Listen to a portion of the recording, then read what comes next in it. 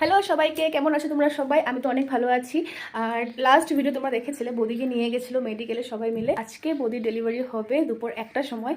মা, অর্পিতা সবাই চলে গেছে, আর বৌদির সাথে বৌদির মা ছিল। তবে আমি আন্টি, মাসি, আমরা সবাই যাব 12টার দিকে করে।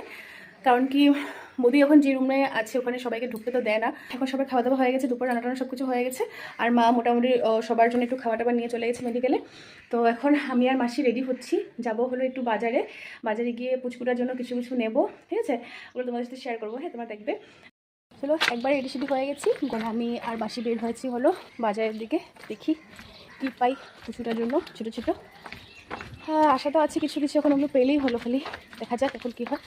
তো চলো, বের হয়েছি আর একবার রেডি হয়ে গেছি। একবারে এই ড্রেস পরে মেডিকেলে যাবো। হেঁটে হেঁটে মার্কেট পর্যন্ত পৌঁছে গেছিলাম, কিন্তু আর জিনিসপত্র কিছু নিতে পারলাম না। কারণ কি, আমি মার্কেট পৌঁছতে পৌঁছতে মা আমাকে ফোন করলো, বললো বৌদিকে রেডি করছে, তোরা ধমাধম করে রেডি হয়ে বের হো। আমি বলেছি আমি তো মার্কেটে আছি, ভাই তো এখানে আছে, ভাইকে বলো আসতে। তো বলতে বলতেই ফোনটা রেখেছি, সাথে সাথে মা ফোন করলো, মা বললো বৌদিকে ওদিকে ঢুকিয়ে দিয়েছি। তো এখন আমার অনেক ইচ্ছা ছিল বৌদিকে গিয়ে একটু দেখবো, বৌদিকে ঢুকাবেগুলো সব কিছু ক্যাপচার করবো, কিন্তু এগুলো কোনো কিছু হলো না, বৌদির সাথে একটু কথা হলো না আমাদের। আর তার মধ্যে এখন তো আমরা পৌঁছাতে পৌঁছাতে হয়তো খবর পেয়ে যাবো যে কী হয়েছে। আমাদেরকে ডক্টর বলেছিল যে 1টার সময় করবে, কিন্তু এত জলদি, এখন 11:30 বাজে, এত জলদি যে করে নেবো ভাবতে পারিনি। সবাই এত সকাল সকাল সমস্ত কাজ শেষ করে নেওয়ার পরেও আমরা যেতে পারলাম না। এখন ভাই আসলে এখন যাবো ওখানে, সবাই তোমার সাথে শেয়ার করবো।